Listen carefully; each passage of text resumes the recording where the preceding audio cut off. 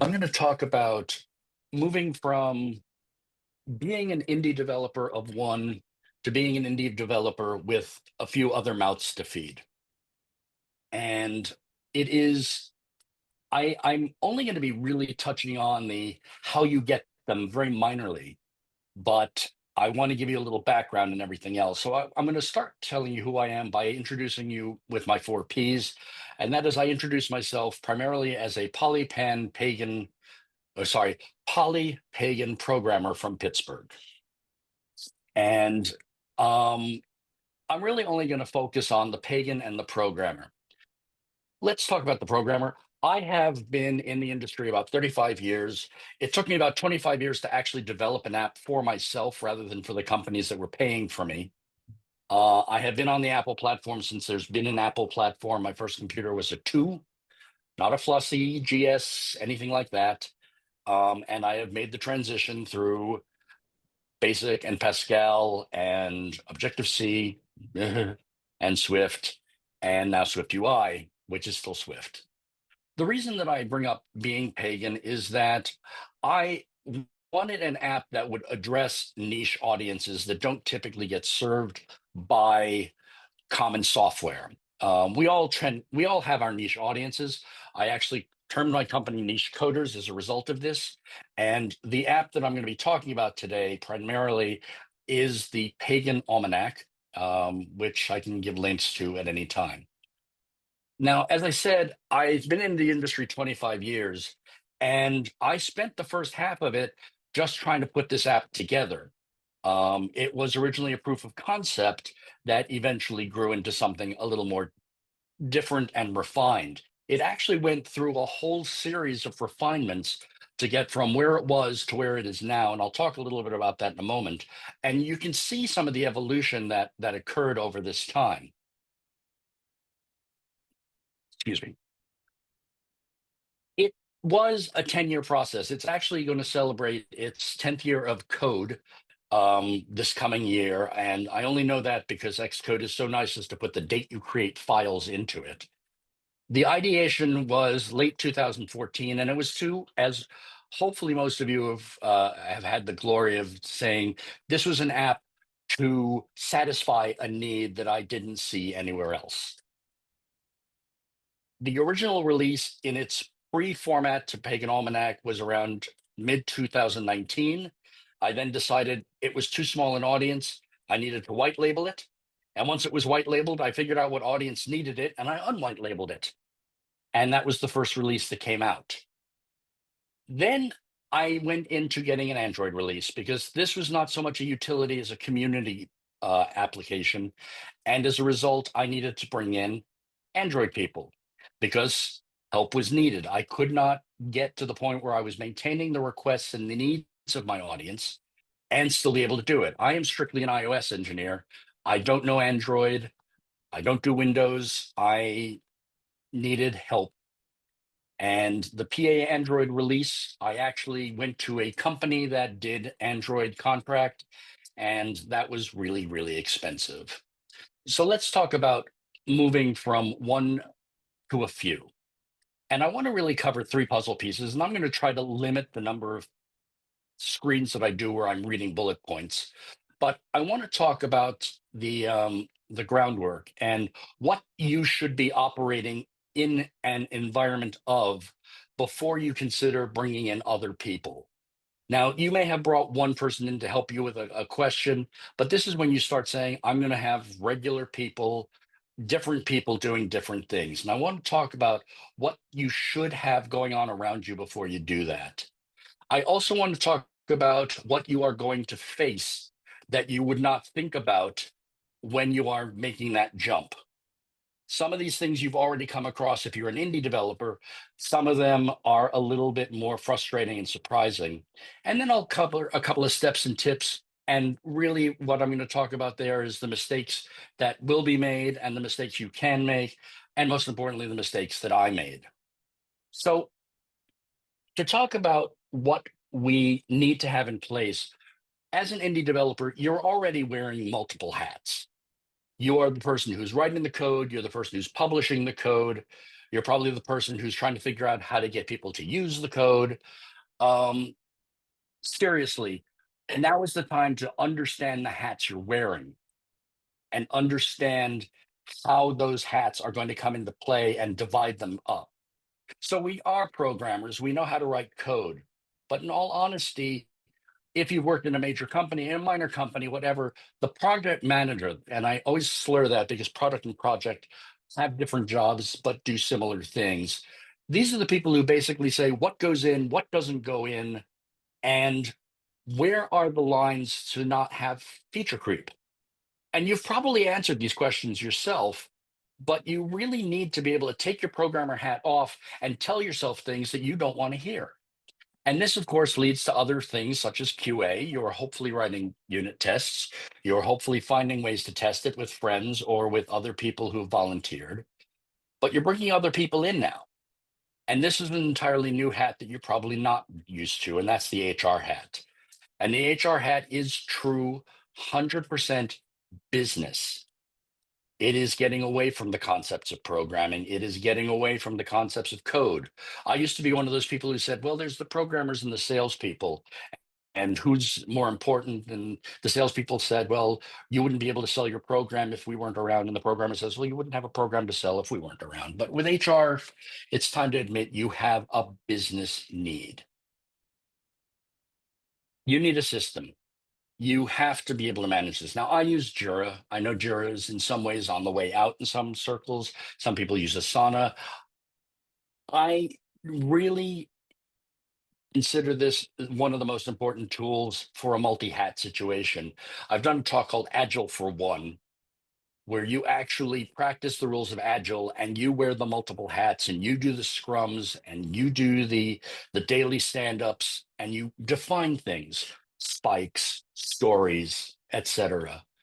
Get into that practice as an independent developer, and that will help you when you have to do it with other people, because now you're going to go from indie developer to CEO indie developer, or more properly, CEO and CTO, because you're the one who's probably going to be calling the shots on what other people are doing.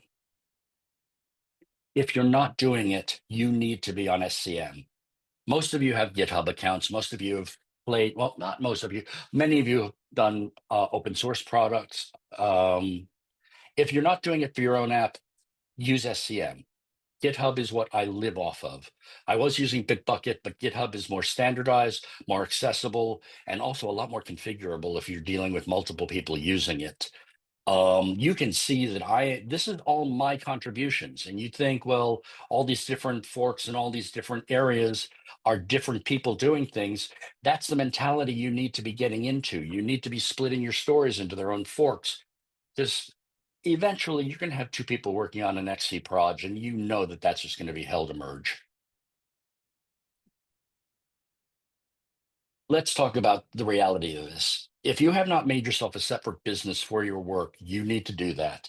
It is to protect yourself from any kind of disaster, both financial or legal.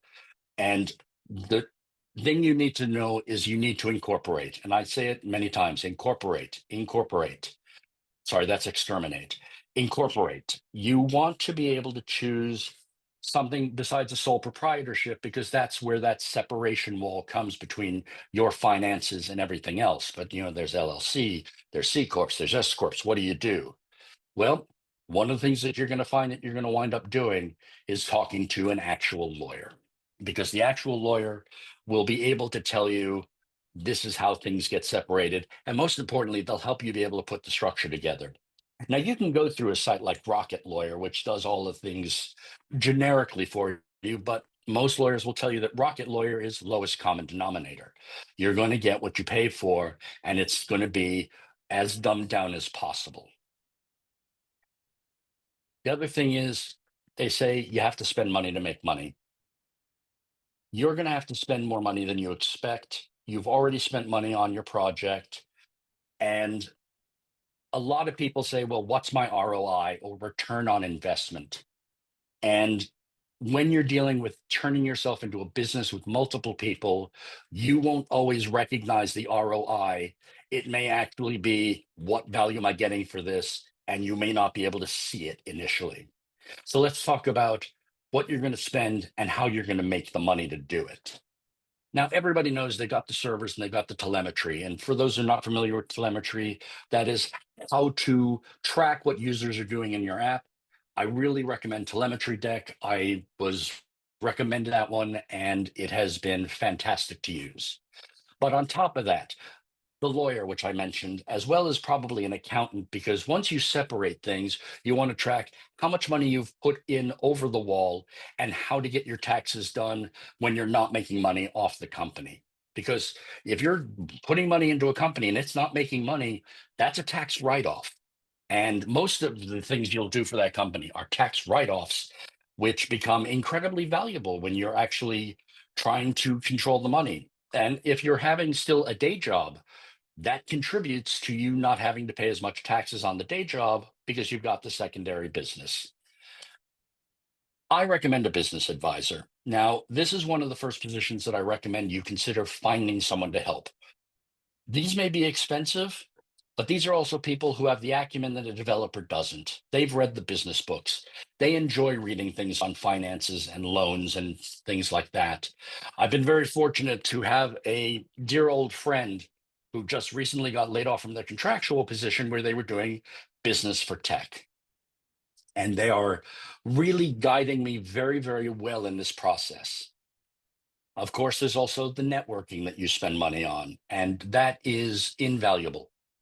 You won't see what the return on investment is, but the connections you make through conferences and the connections you make through sessions like iOS Dev Happy Hour are priceless. It was thanks to Deep Dish Swift and iOS Dev Happy Hour that I got to know Michaela, who did wonderful work assisting me as a contractor on my app in areas that it wasn't that I didn't know it, I just didn't have the hands or the time anymore. And finally, you will be looking into contractors, and I'll talk about where you can find them and how you can gauge the value that you get for them. But this is a lot of money. This is a lot of money to deal with, and you really are going to be looking for deep pockets. These are people who can supply you with investment. Usually, my deep pocket is my mother-in-law. You can apply for business credit. You can go to the Small Business Development Center for business loans. I believe that the stack will be shareable and available as well. Tighten the belt, you're going to need to spend money. Consider different ways to make money off your app. I also use Patreon. And you're now a content provider, so don't be afraid of finding blogs or content that you can create to spin off the app. I want to really just cut through these very quickly here. They say that a cluttered desk means an organized mind, or possibly a messy desk means a mess of your life. Put it into some sense of order. Make sure that you know where your things are that are relevant to each activity you pursue. Make contracts. Legal help will go there. You can actually use ChatGPT for this. I actually gave them the query of what should be in a standard software developer contractor contract. And I was then able to throw information at it that basically said, now put this in that section. And it gave me a usable contract. But your lawyer will always check to see if ChatGPT is hallucinating. Document everything you do, because once you deal with contractors, they are looking to you and they will hold you accountable. And if they mess up, you need to be able to say, this is why you messed up, or you will wind up in a Discord battle with an engineer who basically says that you are nothing more than a child playing business in your own bedroom. And to give you a sample of some of the conversation here, I will actually skip that entirely. Where do you look? Well, social networking is your friend. I started with Fiverr because it's inexpensive and it's very simply, this is what I want you to do.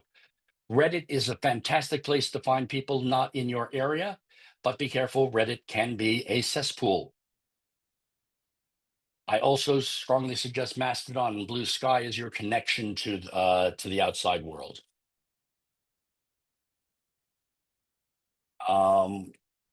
between Fiverr and Reddit, you will be able to find people. With Reddit, you will be able to start queuing, accruing, and finding your way through resumes. And now you're really going to be doing that hiring from the other side of the interview table. Now, these are not the only places to look, but they are definitely the first places I suggest. That pretty much covers what I want to cover as far as this is, but I want to leave a little time open for questions. And I really thank you for allowing me the time to just sort of spew forth on this topic, as it's been an experience and a half so far, and I am looking to ramp up larger. The QR code is there to my link tree, but you can also reach out to me on Mastodon. Thank you.